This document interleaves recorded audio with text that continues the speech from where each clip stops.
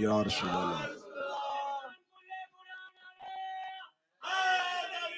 अल्लाह, या या या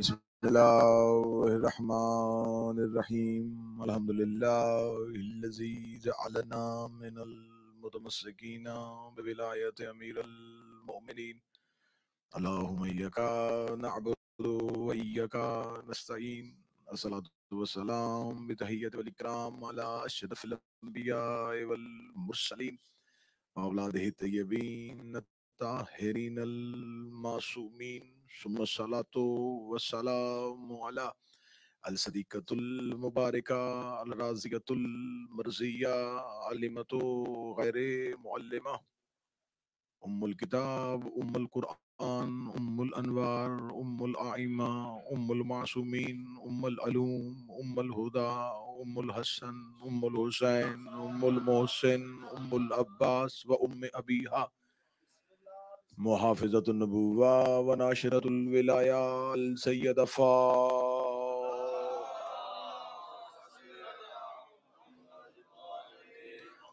वलानल्लाहु तआला अला आदाइहिम अजमईन अम्मा बाद फ़क़द क़ाल हक़ सुब्हानहु तआला फ़ी किताबिहिल मजीद व फ़ुरक़ानिल हमीद बिस्मिल्लाहिर्रहमानिर्रहीम सुम्मा औरसनल किताबल्लज़ीना अस्तफ़ैना मिन इबादिना बुलंदतर सलवात सल्ले अला मुहम्मद। दुआ है खालिक लम यज़ल इस बेमिसल व बेमिसाल इबादत को अपनी बारगाह में शर्फ़ कबूलियत अता फरमाए। बंदगान जिक्र का वारिसान जिक्र की बारगाह में पेश होना कबूल मंजूर फरमाए। मेरा मालिक मालिकान इज्जत बारगाह इज्जत में आए हुए हर साहिब इज्जत की इज्जत को महफूज फरमाए। मेरा मौला जितनी हाजात जितनी दुआएं बारगाह अबुल फजल अब्बास में मांगी जाएं वो अपनी बारगाह में मुस्तजाब फरमाए। मेरा मौला आपको जिंदगी में कई बार हर बार करबला की ज़ियारत नसीब फरमाए। मेरा मौला वारिस ज़माना मालिक ज़माना ज़रूरत ज़माना के ज़हूर में ताजील फरमाए। हमारा शुमार मौला के नौकरों में फरमाए। दुआएं कबूलियत तक पहुँचाएं। सहारा दरूद करें, बुलंद आवाज़ से सलवात पढ़ें। अल्लाहुम्मा सल्ले अला मुहम्मद। इजाज़त है जिक्र शुरू किया जा सकता। अशरा मुहर्रम 1444 हिजरी दूसरी मजलिस आपकी पकीज़ा समाअतों को हदिया की जा रही है। मजलिस अशरा मुहर्रमुल हराम के लिए मौज़ूए सुखन करार पाया है सूरह मुबारका फातिर से वो आया करीमा जिसमें खुदा ऐलान कर रहा है सुम्मा औरसनल किताबल्लज़ीना अस्तफ़ैना मिन इबादिना, हमने किताब का वारिस उन्हें बनाया है जिन्हें हमने मुस्तफ़ा किया है। खुदा ने इस आयत में अपना ऐलान कर दिया है कि हमने किताब का वारिस तुम्हारे मुस्तफ़ा नहीं अपने मुस्तफ़ा लोगों को बनाया। लफ्ज़े इस्तफ़ा का इस्तेमाल हुआ है। इस्तफ़ा कहते हैं चुनना।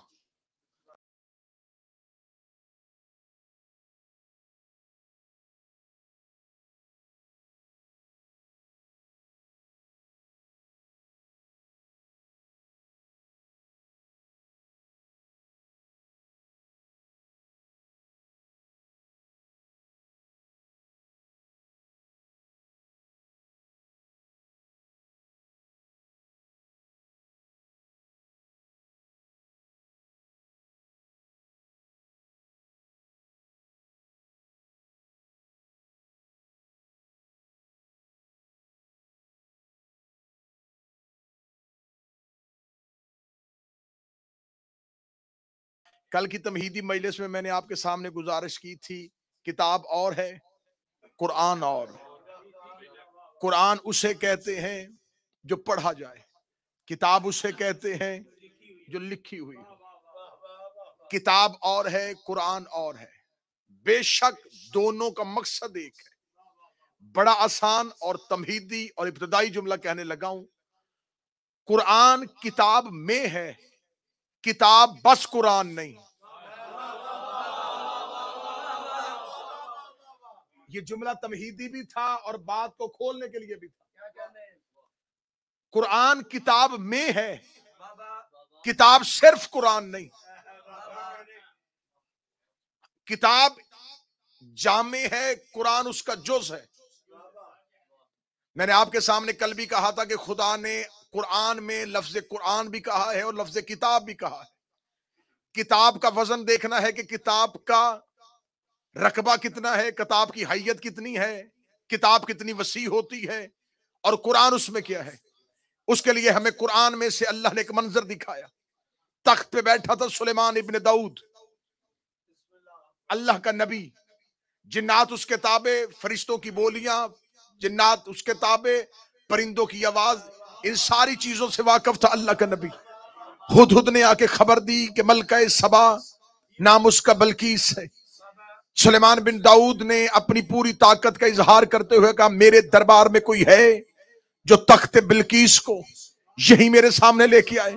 इतना कहना था, या उठा जिन्नात का सबसे बड़ा सरदार। उसने कहा, है सुलेमान इब्न दाऊद, मुझे इजाजत दे, मैं तख्त बिल्कीस को लेके आऊं। सुलेमान बिन दाऊद ने कहा, वक्त कितना चाहिए? उसने जो वक्त बताया उसके लिए मुख्तसर था, सलमान के लिए तवील था। उसके लिए वो वक्त थोड़ा था, सलमान के लिए ज्यादा था। सलमान इब्न दाऊद ने कहा, ये वक्त ज्यादा है, मुझे इससे भी मुख्तसर, इससे भी कम वक्त में मलका सबा का तख्त बिल्कीस यहां अपने दरबार में चाहिए। अल्लाह ने कुरान में इस पूरे वाक्य को लिखा है। मेरे मालिक, तूने कुरान में वाक्य क्यों लिखा है? फरमाया, मैं दुनिया को कुछ समझाना चाहता हूं। खुदा ने पूरा वाक्य लिखने के बाद कहा, जब जिन्नात खामोश हो गए, जब फरिश्ते आजिज आ गए, तो फिर उसी दरबार में से एक उठा, नाम उसका आसिफ बिन बरखिया था। उसने सुलेमान इब्न दाऊद से कहा, अगर आप इजाजत दें तो तख्त बिल्कीस को मैं ले आऊं। सुलेमान बिन दाऊद ने कहा, जिन्नात से भी पहले, मलाइका से भी पहले तुझे मोहलत कितनी चाहिए? आसिफ बिन बरखिया ने कहा, पलक झपकने से पहले, पलक झपकने से पहले मैं तख्त बिल्कीस एक लम्हे के करोड़वें हिस्से में तेरे सामने ले आऊंगा। खुदा ने कुरान में बताया, नाम उसका आसिफ बिन बरखिया था। मेरे मालिक, ये नबी था, ये कोई वसी था, ये कोई इमाम था, ये कोई हुज्जत थी, जिसे सुलेमान बिन दाऊद को चैलेंज करके कहा था, मैं तेरे सामने लेके आऊंगा। ये आसिफ बिन बरखिया कौन था? कुरान ने अगली आयत में कहा, आसिफ बिन बरखिया के पास किताब में से थोड़ा सा इल्म था, किताब में से थोड़ा सा इल्म था। जिसके पास थोड़ा सा था वो तख्त बिल्कीस ले आया, और जो अली पूरी किताब।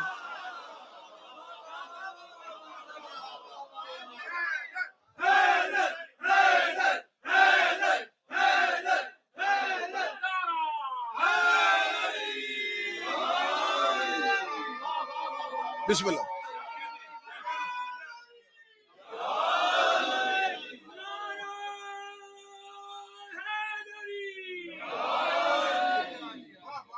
मौला हुसैन इज्जत अता फरमा, उसके पास किताब में से थोड़ा सा इल्म था, मुकम्मल नहीं। कुल्ले किताब का इल्म नहीं था आसिफ बिन बरखिया के।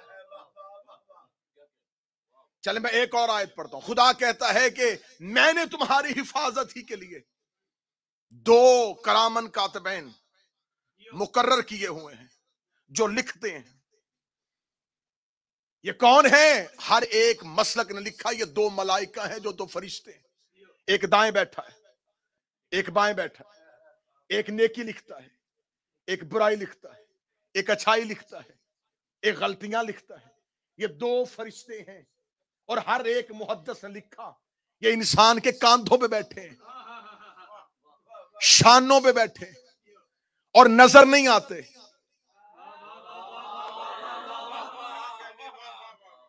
तो ये क्यों है? कहते ये गवाही के लिए, ताकि क़यामत वाले दिन अगर इंसान मुकरे तो खुदा इन्हें गवाह बुलाए।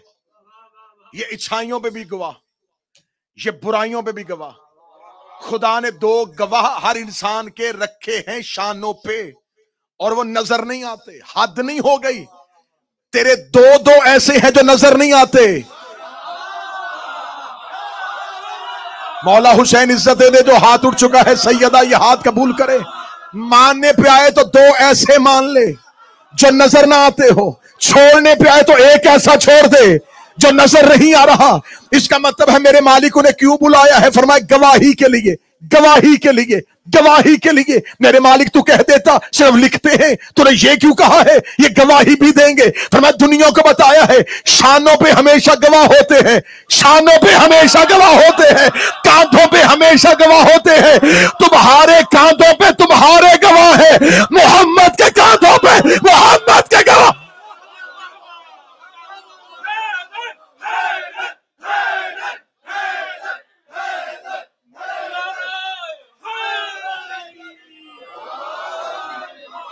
गवाह हमेशा, गवाह हमेशा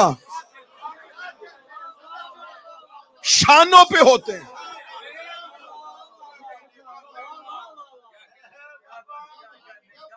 हमने वारिस करार दिया है उन्हें। मतवज्जो रहिएगा साहबान, जिसे हमने किताब का वारिस बनाया। क्यों? गवाही के लिए। इसलिए तो मासूम का हुक्म है कोशिश करो अच्छाइयों पे गवाह बने। एक लफ्ज होता है गुनहगार, जिसके लिए अरबी जुबान में मुजनिब, मुजनिब कहते हैं गुनहगार को। फासिक भी गुनहगार है, लेकिन फर्क है। एक इंसान छुप के गुनाह करे तो वो मुजनिब है, एक सरेआम गवाह पैदा करके गुनाह करे तो वो फासिक है। जिसके गुनाह पर गवाह हो वो फासिक है। ये बात ज़हन में रखनी है, जिसके गुनाह पर गवाह मौजूद हो वो फासिक होता है। इसलिए मासूम फरमाते हैं अच्छाइयों पे गवाह पैदा करो, बुराई। नमाज वाजिब है, नमाज जमात वाजिब नहीं। नमाज जमात का अजर क्यों है? घर में नमाज पढ़ोगे अजर कम, जमात में पढ़ोगे ज्यादा, इसलिए कि जमात में गवाह हैं। घर में भी तुम्हारी नमाज हो जाएगी, लेकिन अल्लाह ने कहा जमात में आओगे तो दो चार क़यामत वाले दिन गवाही दे देंगे कि हमने इसे पढ़ते हुए देखा है, हमने इसे पढ़ते हुए देखा है। मैंने कल भी कहा था कि मजलिस हुसैन और अज़ादारी हुसैन को इबादत समझ के बजा लाया करो। मजलिस घर में भी सुनी जा सकती है, इसलिए कहते अज़ा खानों में आया करो, जलूसों में चला करो, हल्का मातम में खड़े हुआ करो, ताकि हम गवाही दे सके हमने इसे मजलिस में देखा था।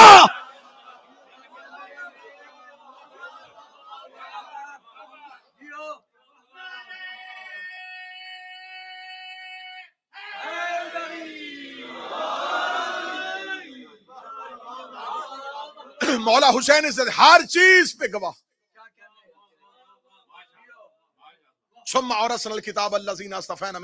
हमने वारिस बनाया, मुस्तफा किया उन्हें जिन्हें हमने चुन लिया था। इस्तफा किया, चुन लिया। आए कुरान में एक और इस्तफा दिखाओ। खुदा कहता इन्नल्लाह अस्तफा आदमा व नूहा व आले इब्राहिम व आले इमरान अलल आलमीन। मैंने चुन लिया आदम को, नूह को। जरा आयत का तेवर देखना। खुदा कहता मैंने चुन लिया आदम को, नूह को, फिर खुदा कहता आले इब्राहिम को और इमरान की आल को, अलल आलमीन, तमाम आलमीन में से, सिर्फ दुनिया से नहीं। जो करीब बैठो मेरा साथ देना, मैं बिल्कुल नतीजों के करीब आने लगा। आलमीन में मैंने इन्हें चुना है। अब आलमीन की मेरे लिए ज्यादा तफसील में जाने की बात ही नहीं है, हल्का सा इशारा करूंगा तो आप आलमीन समझे। अल्हम्दुलिल्लाह रब्बिल आलमीन। जहां जहां उसकी रबूबियत है। अब कौन सी जगह है जहां वो रब नहीं? जहां जहां वो रब है वो आलमीन है। और खुदा कहता मैंने इन सारे आलमीन में से आदम चुना। इन्नल्लाह अस्तफा आदम, आदम चुना। नूह चुना। न आदम की आल चुनी, जो पीछे बैठे हम साथ देना, न आदम की औलाद चुनी, न नूह की औलाद चुनी। इब्राहिम को भी चुना, इब्राहिम की आल को भी चुना, इमरान को भी चुना, इमरान की आल को भी चुना। मेरे मालिक पहला नबी आदम है भी सफीउल्लाह। पहला साहब शरीयत नूह है, नूह को अकेले चुना, आदम को अकेले चुना, इब्राहिम को आल समेत, इमरान को आल समेत। मेरे मालिक आदम की भी आल चुन, नूह की भी आल चुन। फरमाया गुस्ताख न पढ़। आदम का एक बेटा कातिल था, नूह का एक बेटा बागी था। जिनकी औलाद बागी हो अल्लाह उन्हें चुना नहीं करता।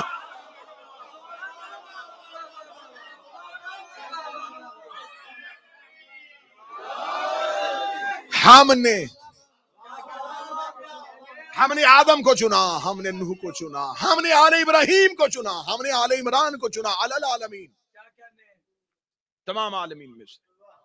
और सिर्फ मर्द नहीं चुने। ये कितने हैं? 4। आदम, नूह, आले इब्राहिम, आले इमरान। अब जरा एक और आयत सुना। बिस्मिल्लाहिर्रहमानिर्रहीम। व इज़ क़ालतिल मलाइकतु या मरियमो इन्नल्लाह, ए मरियम हमने तुझे चुन लिया है। 4 मर्द मुस्तफा किए, 1 मस्तूर की। फिर जुमला सुनना, मर्द 4 चुने, मस्तूर 1 चुनी। अल्लाह के मुस्तफा कुरान में 5 हैं।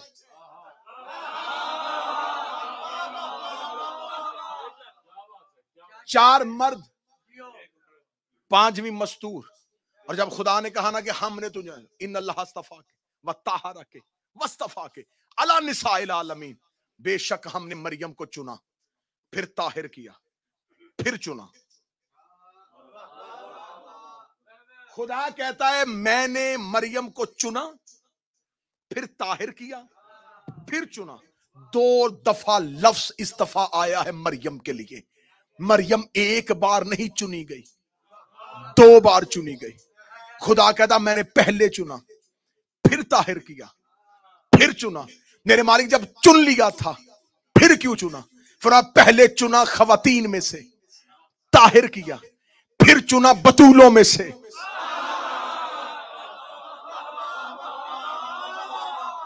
और ये भी मेरा पढ़ा लिखा इल्मी मजमा जहन में रखे, बतूल तखल्लुस नहीं, लकब नहीं, बतूल ओहदा है।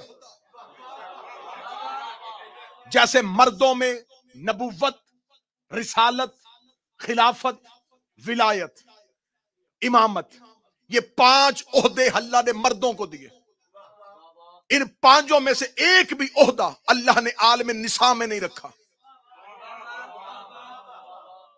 और हर दौर में औरतों की शरह मर्दों की निस्बत ज्यादा होती थी। आज तक हर दौर में खवातीन की रेशो मर्दों की निस्बत से ज्यादा है। तो जिनकी रेशो भी ज्यादा है उनमें ना कोई नबी,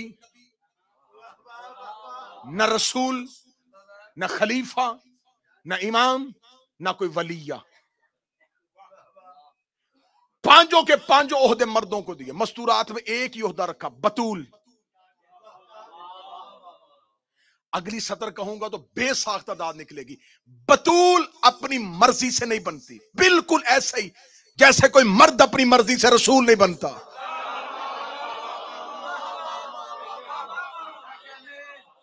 रसूल भी अल्लाह बनाता है, बतूल भी अल्लाह बनाता है, खलीफा भी अल्लाह बनाता है। बतूल कोई औरत ज्यादा इबादत करके जाहिदा हो जाएगी, आबिदा हो जाएगी, तकिया हो जाएगी, बतूल नहीं बनेगी। बतूल की डेफिनेशन एक सतर में कहने लगा हूं, शरीयत में जिस मस्तूर को नमाज के लिए वजू की जरूरत ना हो उसे बतूल कहते हैं।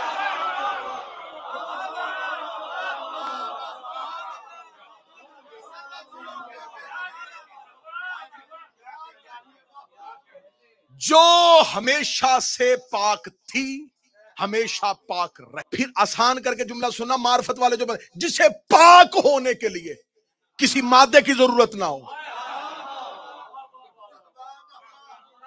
जिसे मट्टी पानी ये मुताहिरात पाक ना करें, जो खुद ही पाक हो। और आसान करूं, बेटी इंसान आम की हो, गैर मासूम की हो, या सहाबी रसूल की हो, पूरा महीना कुरान नहीं पढ़ सकती, पूरा महीना नमाज नहीं पढ़ सकती। बतूल उस मस्तूर को कहते हैं जिसे सारी जिंदगी कुरान तलावत से ना रोक सके, मुसल्ला इबादत से ना रोक सके। मदीना की औरतों ने आके कि नबी की चहेती बीवी से पूछ लिया था कि तू भी नबी की ज़ौजा है, ज़हरा नबी की बेटी है, तू बीवी हो के बतूल नहीं, वो बेटी हो के बतूल हो गई। सही बुखारी में बाब मनाकिब फातिमा में आज भी लिखा, उसने कहा मा अकूलु फी हक़्क़िहा वलदतुल हसन बाद सलात ज़ोहर व सुल्लतुल असर, मेरा मुकाबला बतूल से करते हो, वो इतनी पाक है, उसने ज़ोहर पढ़ के हसन जैसा बेटा दिया था, और असर के लिए अल्लाहु अकबर।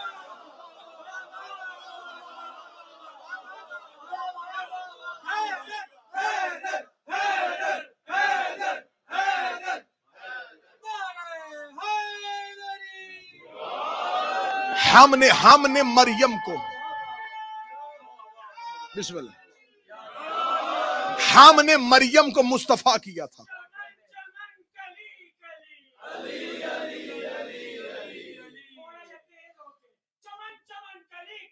अली अली अली अली अली या अली। मेरी बात, हव्वा पहली खतून, बतूल नहीं। ईसा की मां मरियम को अल्लाह कहता मैंने बतूल बनाया। आपको ये ना समझे कि मरियम भी बतूल है और सैयदा भी बतूल है, तो दोनों का ओहदा एक है। मरियम है बतूल सुगरा, सैयदा है बतूल कुबरा। पूरा मजमा चुप रहे, एक सैयद मुझे बोलता हो नजर आना चाहिए। मरियम बतूल बनती है, बोलो जो हुसैन के नौकर बैठे हो तुम्हें सैयदा का वास्ता। मरियम बतूल बनती है, ज़हरा बतूल बनाती है। मरियम का तकाबुल सैयदा से कैसे? मेरा बाज़ औक़ात जी करता पीर अख्तर शाह जी कोई बंदा मरियम पढ़े और मैं फिजा पढ़ूं,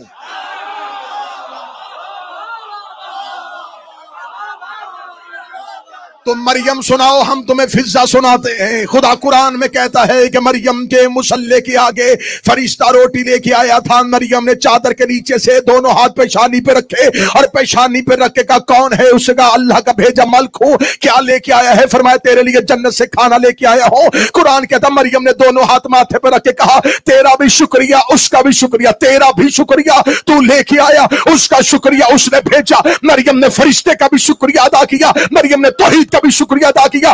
3 दिन ज़हरा पकाती रही, दरवाजे में फिजा बांधती रही। 3 दिन सैयदा बनाती रही, दरवाजे में फिजा बांधती रही। 30 दिन जिब्राइल ने आके कहा फिजा मैं तेरा शुक्रिया अदा करने आया हूं, मैं अल्लाह का भेजा फरिश्ता हूं। फिजा ने दरवाजा बंद करके कहा तू शुक्रिया क्यों अदा करता है? ये तो हमने वजहुल्लाह का सदका दिया था, ये तो हमने वजहुल्लाह का सदका दिया था। अभी फिजा ने दरवाजा बंद नहीं किया, या आवाज़ परवरदिगार आई जबरील वापस जा, फिजा से कह ये जबरील का शुक्रिया तेरे शाया ने शान नहीं, मैं अल्लाह तेरा शुक्रिया।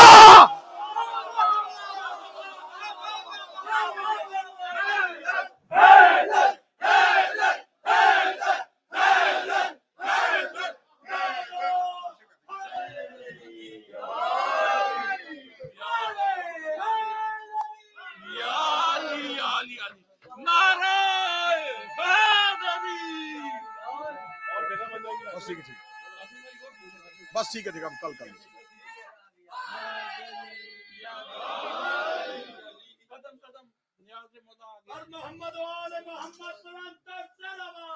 अल्लाह बिस्मिल्लाह।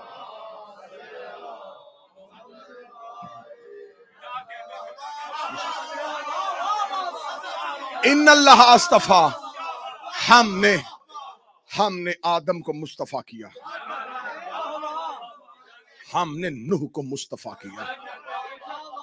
हमने आले इब्राहिम को मुस्तफा किया, हमने आले इमरान को मुस्तफा किया, हमने फिर मरियम को मुस्तफा किया। मरियम की वालिदा ने मन्नत मानी थी, अल्लाह बेटा दे, मैं खुदा के घर की मुजावरी कराऊं। अल्लाह ने बजाय बेटे के बेटी दे दी। मेरे मालिक, मेरी मन्नत, मेरा अहद था कि बेटा होता तो तेरे घर की नौकरी कर। बेटी है, कैसे नौकरी करवाऊं? फरमाया बेशक बेटी है, अपने अहद को पूरा कर, अपनी कसम को पूरा कर। मरियम की मां ने मन्नत मानी थी। कुरान कहता है अहद, मन्नत मानी थी। मन्नत मानना मरियम की मां से जायज है।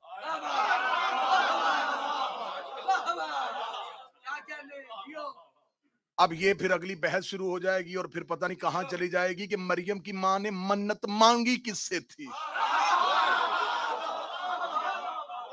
मैंने अहद किया था अल्लाह से, मुझे औलाद दे। तो ये अंबिया की माओं का तरीका कार है कि पहले औलाद मांगना, फिर वादा करना कि अगर तू दे तो जो बेटे दे फिर उसी की नौकरी करवाई जाती है। जो बेटे दे फिर नौकरी भी उसी की करवाई जाती है। ये नहीं है कि बेटे मांगो किसी से।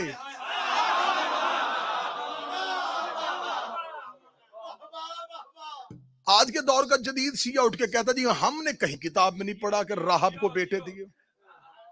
ये हुसैन ने राहब को कैसे बेटे दे दिए थे? मैं कहता हूं किताब का हवाला बहुत दूर की बात है, किताब खोलने की जरूरत ही नहीं, अभी यही फैसला कर देते। इस मजमे से वो बंदे हाथ उठाओ जिसे हुसैन ने बेटे दिए। तो राहब को छोड़ इन सबको हुसैन ने दिए।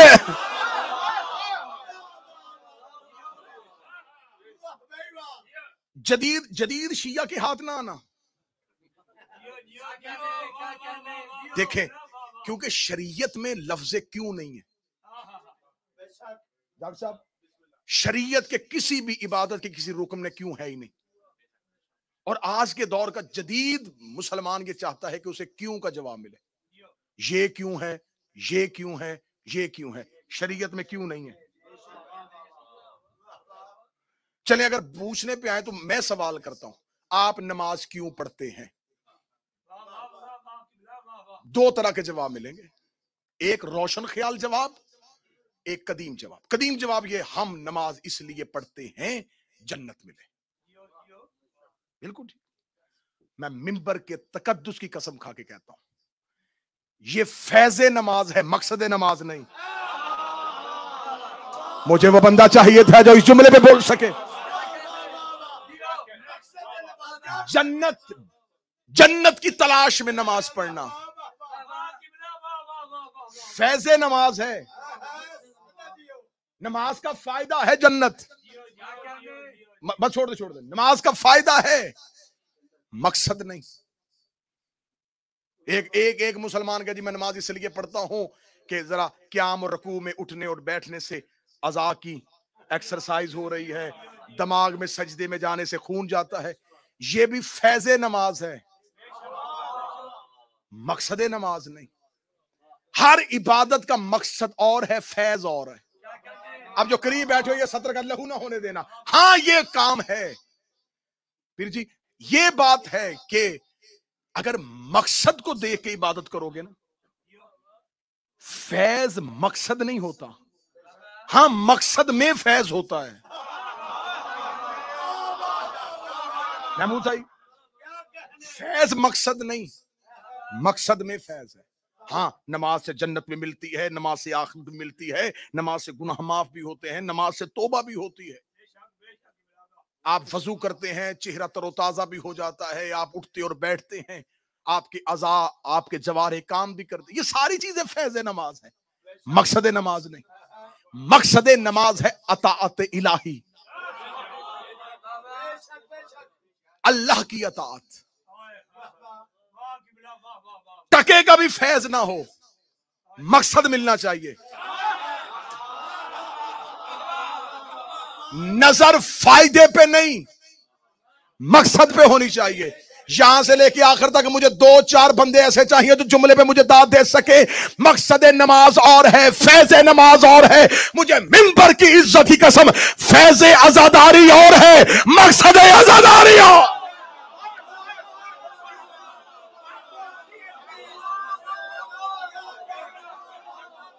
फैज़ आजादारी और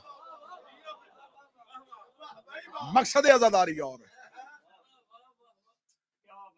बैठ जाते हो हाजतें पूरी होती हैं, जमीन पे बैठते हो गरूर मिटता है। आजादारी का तकाबुल नहीं पड़ रहा, लेकिन हर इबादत में जो मकसद है वो हुसैन की मजलिस में है। जितनी भी इबादतों के फैज है, मसलन नमाज, खुदा ने क्यों कहा कि सर सजदे में रखो? मेरे अल्लाह तू क्या करवाना चाहता है? इंसान का सर जमीन पे क्यों रखवा रहा है? फरमाया इसका गरूर मट्टी कर रहा हूं।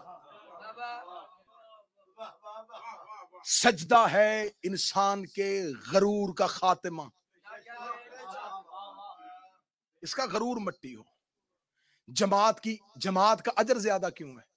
घर में अकेले दरवाजा बंद करके सर जमीन पे रखोगे ना, इतना गरूर नहीं मिटेगा। जमात में जब किसी के पांव में रखोगे ना, हाय हाय हाय हाय,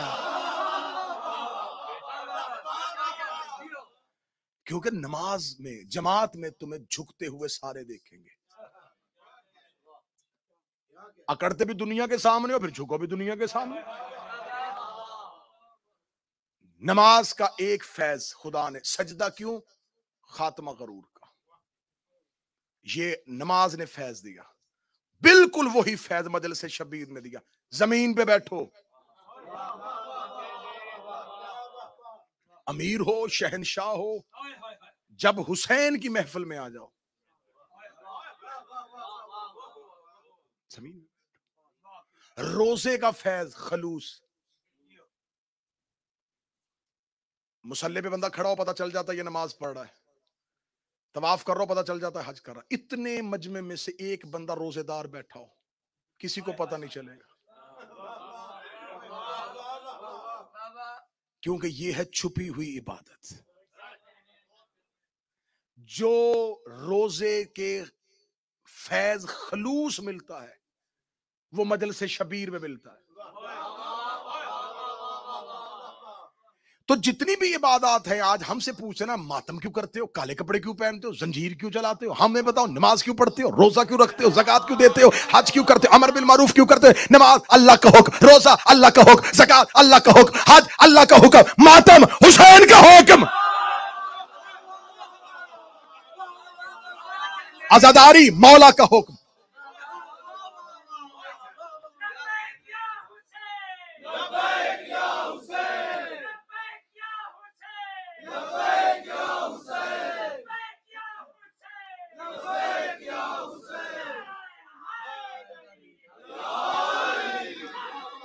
मौला हुसैन इज्जत अता। मेरे भाई ने नारा मजलिस में लगाया और ये नारा मजलिसों में आम है, लब्बैक लब्बैक या हुसैन। 2 जगहों पे ये लफ्ज लब्बैक नजर आता है, क्योंकि मैं इबादतों में आजादारी पढ़ रहा था। या काबे में जाके हाजी लब्बैक कहते हैं, या मजलिस में आके मातमी लब्बैक।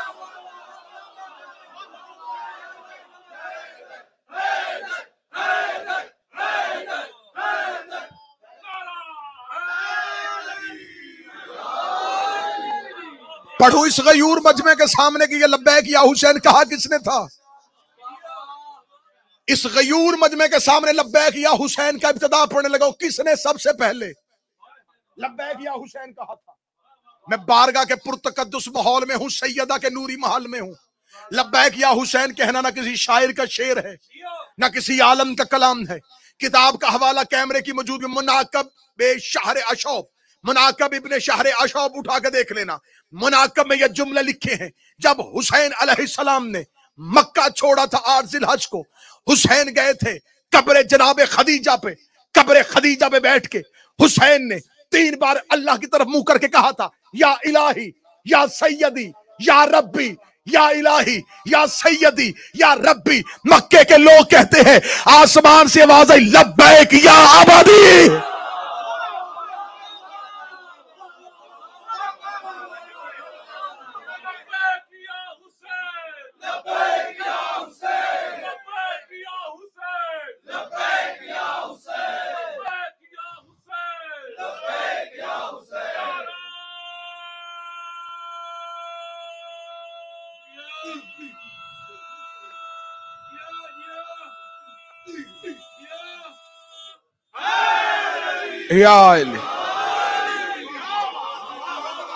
हर इबादत में क्यों नहीं, मजलिस हुसैन में क्यों नहीं, अज़ादारी में क्यों नहीं, कैसे नहीं?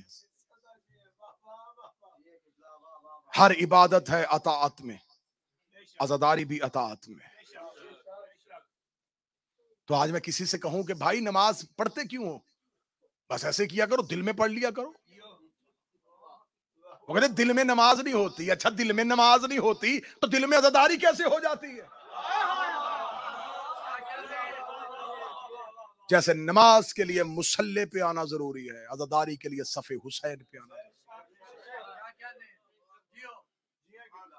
मैं जदीद शियों से मुखातब हूं यार। घर से निकलते हैं, बिस्तर छोड़ते हैं, दफ्तर से छोड़ते हैं, अरे आप मजलिस में नहीं आए, अरे क्या कहने, लाइव आ तो रही थी।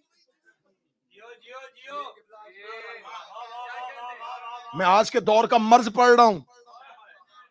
अरे भैया मजलिस में क्यों नहीं? अरे लाइव आ रही थी ना, जो आप वहां सुन रहे थे, मैं घर बैठे सुन रहा था। हुसैन को ऑनलाइन अज़ादार नहीं चाहिए।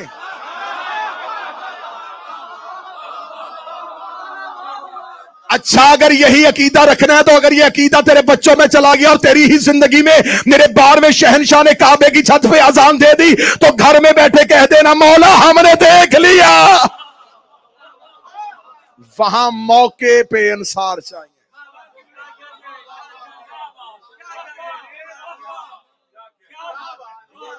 मजलिस शबीर हाजिरी चाहती है। नाम लिखवाओ आके अपना हुसैन की सफ में। अमीर हो तो घर में हो, हुसैन से बड़ा अमीर कोई नहीं। तुम मसरूफ हो तो तुम्हें जिंदगी के जीने के ढंग हुसैन के अता किए। 10 दिनों में कोई बहाना, कोई उज़्र हुसैन के मुकाबले पे तलाश ना करना। अज़ादारी खलूस मांगती है। पूरा साल दे के हुसैन ने तुमसे मांगा क्या है? आज के दौर का जदीद शिया कहता है, जी देखें, गम दिल में होता है। मुझे बड़ा गम है, ठीक है, मैं नहीं मजलिस में आता, नहीं मातम में आता। जाओ जाके किताबें उठा के देखो, 10 मुहर्रम जब हुसैन कत्ल हो रहे थे, टीलों पे लोग रोते हुए हुसैन का कत्ल देख रहे थे। जख्मी हुसैन ने कहा था, खुदा तुम पे लानत करे, तुमने अपने वक्त के इमाम को मुश्किल में देखा और नुसरत नहीं की। मजलिस हुसैन में आना है, नुसरत हुसैन पे लब्बैक कहना। वो जो हल मिन नासर की सदा थी, मजलिस हुसैन में आना उसके इजहार का नाम। मैं सतर अपनी जानब से नहीं, अपने इश्क में आके नहीं, किताब का लिखा हुआ जुमला पढ़ने लगा हूं। मजलिस हुसैन खैमाए हुसैन है।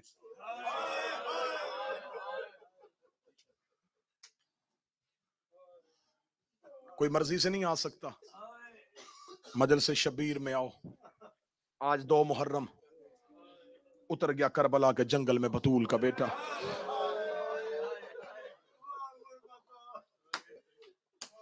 कल पढ़ी थी हुसैन की मदीने से रवानगी।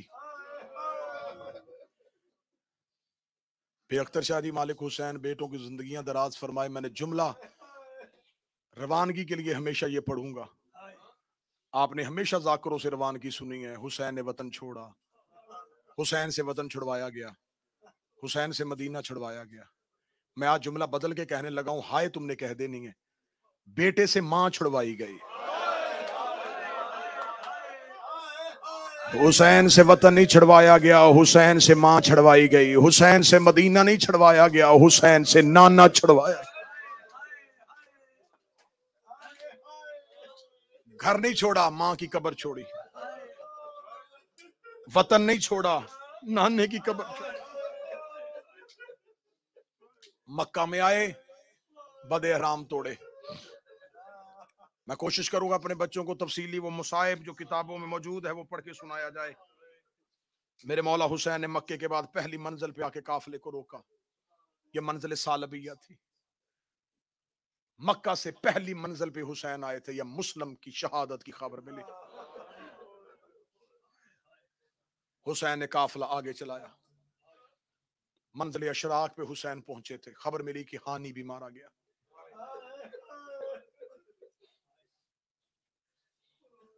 अगली सतर सुनना और हाय जुबान से कह देना। एहराम तोड़ने के बाद हुसैन ने नुकसान गिनने शुरू किए। मक्का तक हुसैन का इत्मीनान था, मक्का के बाद हुसैन के नुकसान शुरू हो गए। पहला नुकसान हुसैन का सफीर। मुस्लिम पढ़ूंगा मैं अगली मजलिस में। आज है वरूद करबला का मजमून। जैसे जैसे मुसाफिर मंजिल के करीब जा रहा था, मंजिले जुबाला पे हुसैन का काफिला पहुंचा। या मौला हुसैन के साथियों ने कहा कि मौला ये कोई खजूरों के बाग है, लगता है कि कोई आबादी करीब है। हुसैन ने कहा नहीं, यहां तो कोई आबादी नहीं है।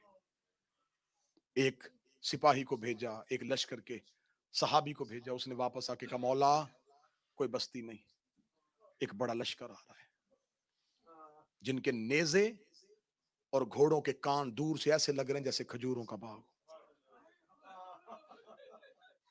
हुसैन ने कहा काफिला रोको। रेगिस्तान का सफर था, आपने ज़हन में नक्शा बनाना है तो रोएंगे। रेगिस्तान का सफर था। हुसैन को खबर हुई कि कोई लश्कर आ रहा है। हुसैन ने कहा अब्बास अली की बेटियों के ऊंट टीले के पीछे ले जाओ। आए ओए हुसैन तेरे इंतजाम के सदके, अली की बेटियों के ऊंट टीले के पीछे ले जाओ, कोई लश्कर आ रहा है। हाशमियों को साथ लिया। हुसैन काफिले से अलहदा होके हाशमियों का लश्कर लेके आगे गए। जब आगे गए, सामने से हुर 1000 का लश्कर लेके मंजिल जुबाला पे आ गया। हुसैन के घोड़े के सामने आके हुर का घोड़ा रुका। हुसैन के मुर्तजिस का मुंह हुर के घोड़े के मुंह के साथ लगा। हुर ने चेहरे से नकाब हटाया। सफरों की खाक, जुबान पे प्यास, कई रातों की जगराता। हुसैन की आवाज़ मानंता कौन है तू? कहने लगा अना हुर इब्ने तुमैमी, मैं बनु तुमैम का फर्द हुर हूं। क्यों आया है? इब्ने जियाद का सिपा सलार हूं। कहां जा रहा है? कहने लगा यजीद मलाउन ने इब्ने जियाद को भेज दिया है आपकी जानब। वो 4000 का लश्कर लेके मंजिल कादसिया पे बैठा है। उसने 1000 का दस्ता देके मुझे भेजा, जहां हुसैन मिले वहीं से उसे गिरफ्तार करके मेरे पास लाए। गिरफ्तार का नाम माना था हुसैन। एक बार हुर को देखा, एक बार अब्बास को देखा। अली के बेटे अब्बास का हाथ कब्जा तलवार पे तड़प रहा था। हुसैन ने आंख का इशारा किया, आंख के इशारे से गाजी के हाथ को रोका। बड़ा रोगे, थोड़ी तारीख सुन लो। हुसैन की आवाज है हुर, मैं कभी भी कैद नहीं हो सकता, मैं इब्ने जियाद के सामने जाऊंगा। मकसद बता। उसे कहा फर्जंद रसूल आपकी इज्जत शर्फ मकाम से वाकिफ हूं। वो ये चाहता है कि मैं आपको उस तक पहुंचाऊं ताकि वो आपको लेके शाम दमिश्क यजीद के पास जाए। खबर मुझे भी है ये काम मुश्किल है, सहल नहीं। मैं चाहता हूं कि आप सफर का इरादा तर्क करें। हुसैन ने कहा मुझे कूफा से खतूत आए हैं। हुर ने कहा मैं नहीं जानता कि कूफा से खतूत किसने लिखे। मैं ये कहूंगा इतना जो मैं कर सकता हूं मैं करता हूं, ना मदीने जाने दूंगा ना कूफे जाने दूंगा। किसी और जानब चल पड़े, मैं उसको जाके अपना उज्र बता दूंगा कि हुसैन कूफे से अपना सफर तर करके कहीं और चले गए। हुसैन इब्ने अली ने कहा बाकी बातें बाद में होंगी, तेरे लश्कर के चेहरे पे प्यास बड़ी है। अब्बास जी मौला, अकबर जी बाबा, कासम जी मौला। ऊंटों से मशकीजें उतारो, हुर के लश्कर को पानी पिलाओ, और 10 दिन पानी की सबीलें लगाने वालों, 1000 हुर के लश्कर को हुसैन के सहाब ने पानी पिलाया। एक एक के सामने जाके मशकीजे का तस्मा खोलते थे। हुर के लश्कर की जुबानें प्यास के मारे बाहर आई हुई थी। हुर के लश्कर के लोगों ने पानी पिया, अपने चेहरे धोए। अब्बास ने आके बताया, मौला सब पानी पी चुके। फरमाया, अब्बास इनके जानवर भी प्यासे। मैं तो पढ़ रहा हूं, अल्लाह जाने तू हाय कह रहा है नहीं कह रहा। इनके घोड़ों के सामने पानी रखो। और हुसैन की आवाज आई, अपने सहाब को याद रखना, घोड़े की फितरत है, ये पानी पी के अल्लाह ने इसके गर्दन लंबी दी है। ये पानी पीने के बाद पानी हलक से उतारता है, सर उठाता है, लेकिन इसे प्यास होती है। जब तक 3 बार सर ना उठाए, किसी घोड़े के सामने से पानी ना हटाना। 1000 इंसान और 1000 जानवरों ने हुसैन का दिया हुआ पानी पिया। मैं फिर जुमला पढ़ने लगा हूं, 1000 यजीद का लश्कर, 1000 लश्कर के घोड़ों ने हुसैन का बांटा हुआ पानी पिया। जिसने 1000 को पानी दिया था, 7 दिन के बाद वो सहरा में खड़ा कर रहा, कोई असगर को एक घोंट पानी। अजरोकुम अल्लाह, अजरोकुम। मौला हुसैन ने जोहरैन की नमाज पढ़ाई। जोहरैन की नमाज पढ़ के हुसैन अपनी मंजिल से चले। थोड़ा आगे गए थे, यहां हुर के लश्कर में इब्ने ज़ियाद का भेजा हुआ दूसरा कासिद आया। उसने कहा कि अब मैंने हुक्म बदल दिया है, हुसैन को लेके नहीं आना, जहां मिले वहीं रास्ता रोक, मैं खुद आ रहा हूं। हुर ने अपना घोड़ा हुसैन के लश्कर के पीछे किया। हुसैन के करीब जाकर लगा, फर्जंदे रसूल, आपकी इज्जत शर्फ मर्तबे से वाकिफ, मैं ना जंग चाहता था ना आपसे इख्तलाफ चाहता था, मेरी मजबूरी है। इब्ने ज़ियाद का हुक्म बदल गया है। वो कहता, हुसैन का रास्ता रोक, मैं खुद आ रहा हूं। मौला हुसैन की आवाज़ फिर कहने लगा, मजबूरी है मेरी, ये जो सिपाही है सिर्फ सिपाही नहीं, उसका जासूस भी है। अगर मैंने आपको रास्ता दिया, ये जाके इब्ने ज़ियाद को इत्तला देगा, वो मेरे ऊपर जिंदगी तंग कर देगा। हुसैन आपको रुकना पड़ेगा। ये कह के हुर घोड़े से उतरा और हुसैन के घोड़े की लजाम में हाथ डाला। जो ही लजाम में हाथ डाला, हुसैन ने अपनी आंखों को बंद करके कहा, हुर तेरी मां तेरे मातम पे बैठे। इतना जुमला कहना था, हुर मुट्ठियां भींच के कहता, हुसैन में तेरी मां पे सिवाय दरूद का कुछ नहीं पढ़ सकता। इतना जुमला कहना था, ये अमारी से अली की बेटी की आवाज आई, कोई हुर को मेरा सलाम कह दे। आवाज आई, बीबी वो तेरे भाई का रास्ता रोक रहा है, रोक दी, इसने जंगल में मेरी मां का हया किया, इसने जंगल में मेरी मां का हया किया। हुर तुझे ज़ैनब सलाम।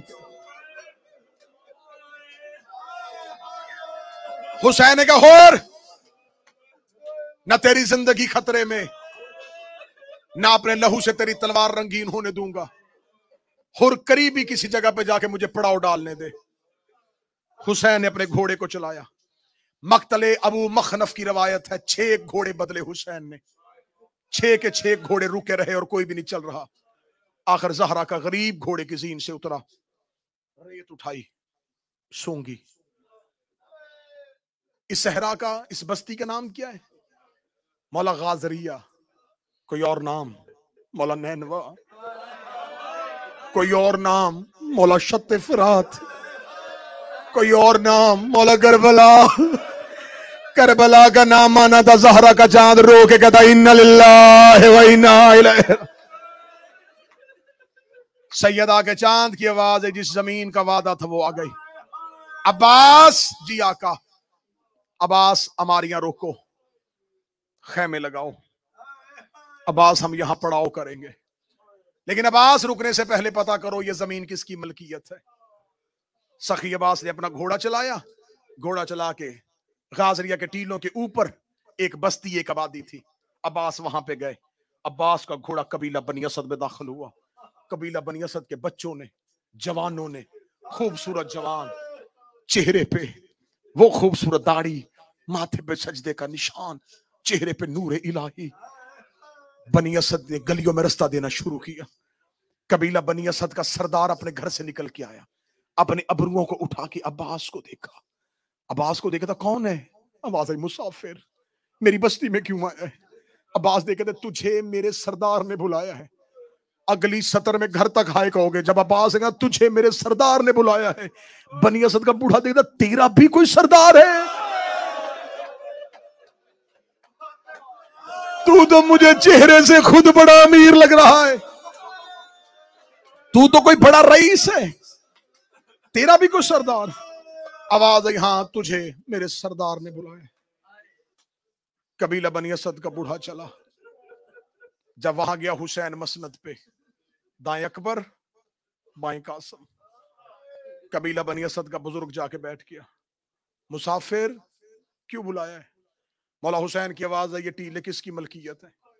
कहता हम मेरे कबीले की। हुसैन कहते मैं इसमें से फुरात के किनारे में से चंद मुरब्बा मील जमीन खरीदना चाहता हूं। जब ना खरीदना चाहता हूं, कबीला बनी असद का बूढ़ा कहता क्यों? रहना है, थोड़े दिन क्याम कर, हम घरों के दरवाजे खोलते हैं। हुसैन कहते थोड़े दिन नहीं रहना, मैंने यहां हमेशा रहना है। हमेशा रहने का नाम लगा। कबीला बनी असद का बूढ़ा कहता खैर है इस सहरा में? ना ना ना ना ना ना, मुसाफिर तुझे खबर ही नहीं है, ये रेगिस्तान आम रेगिस्तान नहीं है, जल्दी कर यहां से चला जा। हुसैन देखते क्यों नहीं रुकने देता। कहने लगा मैंने अपने बाप से, उसने अपने बाप से सुना है, हमने बुजुर्गों से सुना है, ये जमीन न किसी नबी को राज आई है, ना किसी नबी के बेटे को राज आई है। यहां से अंबिया चीखे मारते हुए गुजर गए हैं। इस सहरा में ना कोई खेती होती है ना ज़राअत होती है। बेशक ये दरिया का किनारा है, दरिया के किनारे में हमेशा जमीन सरसब्ज होती है, लेकिन ना यहाँ पे अनाज उगता है ना दाना उगता है। यहाँ पर कभी कुछ नहीं होता, यहाँ पर कभी भी सीधी बारिश नहीं बरसती। जितनी जल्दी हो सकता है यहां से चला जा। हुसैन रो के कहता इतना क्यों घबराया हुआ है? रो कहता मुसाफिर मैं तुझे क्या क्या बातें खोल के बताऊं। हम मुद्दत से इस टीलों पे रोते हैं, आधी रात को किसी बीबी के रोने की आवाज आती है, मेरे कबीले की औरतें कहती है हमने कई बार देखा है कोई काले बुर्के वाली बीबी है, कभी उस टीले पे कभी उस टीले।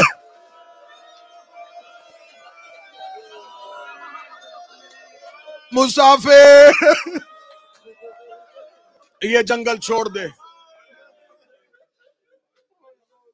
ये तेरे रहने की जगह नहीं। कबीला बनी असद का बूढ़ा बोलता रहा, हुसैन रोते रहे। बूढ़ा बोलता रहा, हुसैन रोते रहे।